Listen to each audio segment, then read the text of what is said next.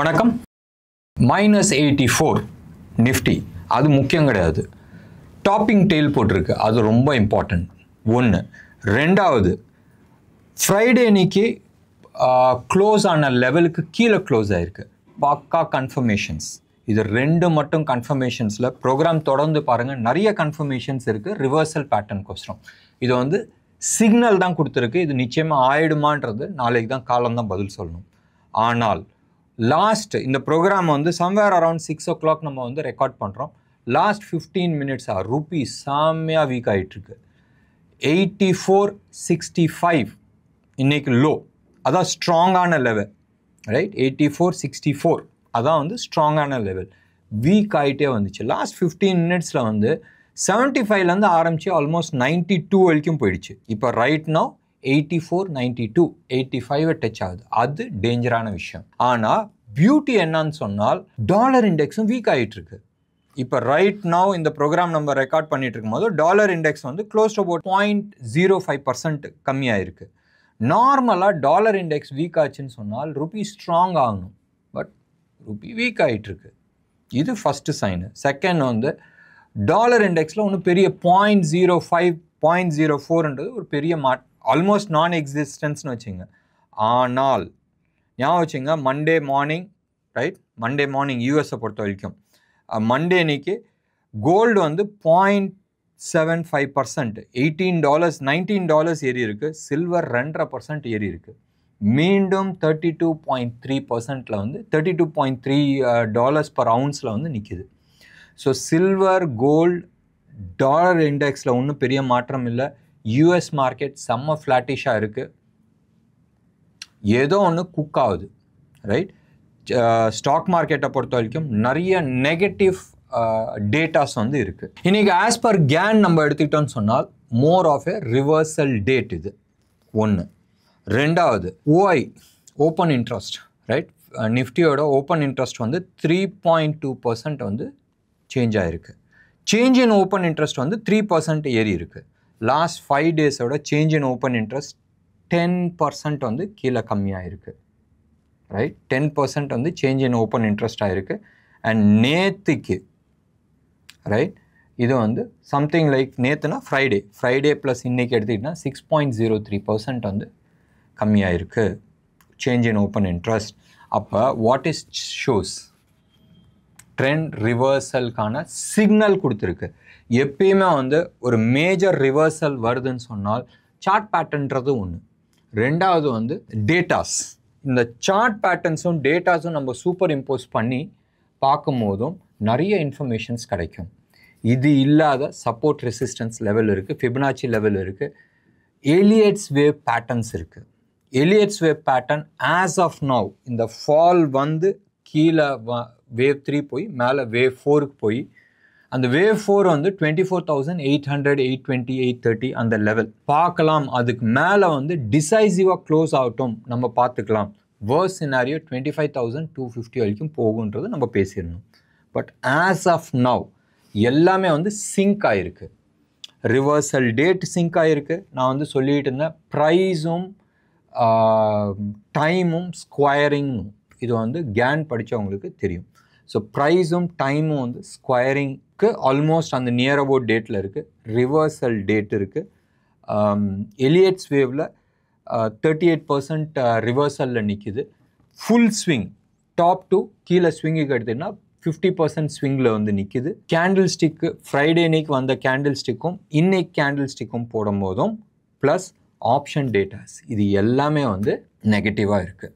அப்போ நம்ம என்ன பண்ணோம்? ஸ்ட்ரிக்ட் ஸ்டாப் லாஸ் போட்டுக்கிறது புத்திசாலித்தனம்.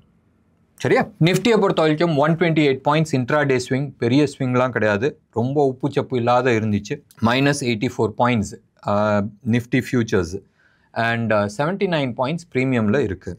பேங்க் நிஃப்டியை பொறுத்த வரைக்கும் இன்ட்ராடே ஸ்விங்கு பெருசாக இருந்துச்சு, 435 points and -182 points and 128 points ப்ரீமியமில் நிற்கிது. இன்னமும் பப்ளிக் செக்டர் பேங்க்ஸ்லாம் சிலது எல்லாமே கொஞ்சம் ஓரளவுக்கு பவர்ஃபுல்லாக மேலே நிற்கிது. வெயிட் பண்ணி பார்க்கலாம். பட் ஸ்ட்ரிக்ட் ஸ்டாப் லாஸ் போடுறது புத்திசாலித்தனமாக இருக்கும். இன்றைக்கி செக்டார் வைஸ் நம்ம எடுத்துக்கிட்டனால ஒன்றும் பெருசாக எந்த செக்டார்லேயுமே பாசிட்டிவ் சைடில் இல்லை. தோ மெட்டல் செக்டார் ஆகட்டும், கேபிட்டல் கூட்ஸ் ஆகட்டும், ஃபைனான்ஸ், ரைட், என்பிஎஃப்சி, இது எல்லாமே வந்து ஓரளவுக்கு நல்லா இருந்துச்சு. மீடியா செக்டர், எஃப்எம்சிஜி, இதெல்லாம் வந்து படுகேவலமாக இருந்துச்சு. மீடியாவை பொறுத்த வரைக்கும் நம்ம வந்து பிவிஆர் ஏன் தெரியல, பிவிஆர் வந்து 4.5% கீழே விழுந்திருக்கு. ஊரே நம்ம வந்து அந்த படம் வந்து super duper hit, right, almost Pushpa 2 super duper hit. In fact அது வந்து all India record and world global ரெக்கார்ட்ஸ்லேயும் வந்து நிறைய பிரேக் பண்ணிகிட்ருக்கு இந்தியன் ஃபிலிம் இண்டஸ்ட்ரியில். 4 நாளில், ரைட், 4 நாளில் வந்து 800 crores கலெக்ஷன். இது வரைக்கும் யாருமே அந்த ரெக்கார்டு அக்கம் பக்கத்தில் கூட போகல. It's super duper record. எல்லாரும் எதிர்பார்த்தது வந்து பிவிஆர் இந்த ஒரு படத்தினால செம்மையாக தூக்க போகுது. தலைவர் அன்னைக்கு -4.5%. எப்பயுமே நீங்கள் உலகமே, அதாவது 90% என்ன நினைக்கிறாங்களோ அதுக்கு ஆப்போசிட் தான் வந்து மார்க்கெட் நடக்கும். இது அடிக்கடி நாங்கள் பேசுகிற ஒரு விஷயம். ஏஞ்சல் ஒன்னை பற்றி நான் வந்து ஆல்மோஸ்ட் லாஸ்ட் ஒரு 1 வீக்காக நான் சொல்லிகிட்டு இருந்தேன். இன்றைக்கும் க்ளோஸ் டு அபவுட் 4% அப்பாக இருக்குது.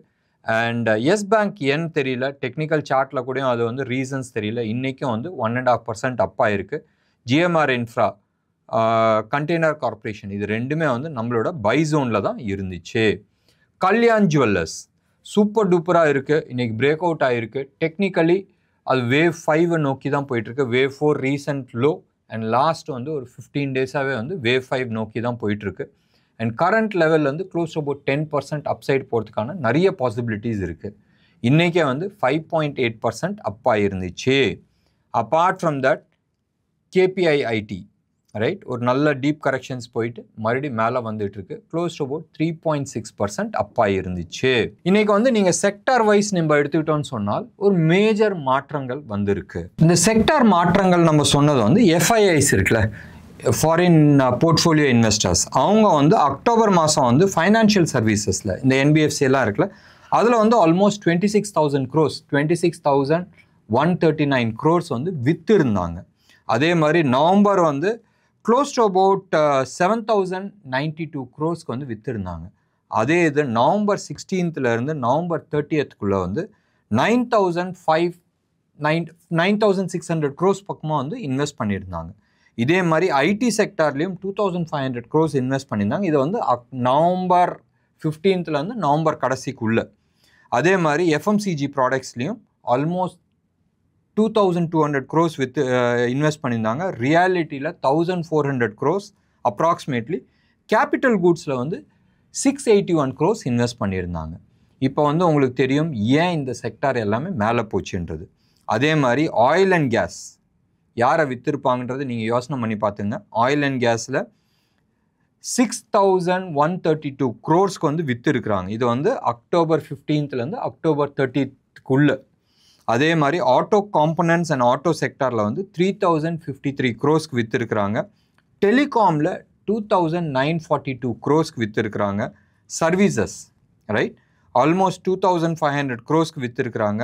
கன்ஸ்ட்ரக்ஷன் மெட்டீரியல் 1,913 crores வந்து விற்றுருக்குறாங்க.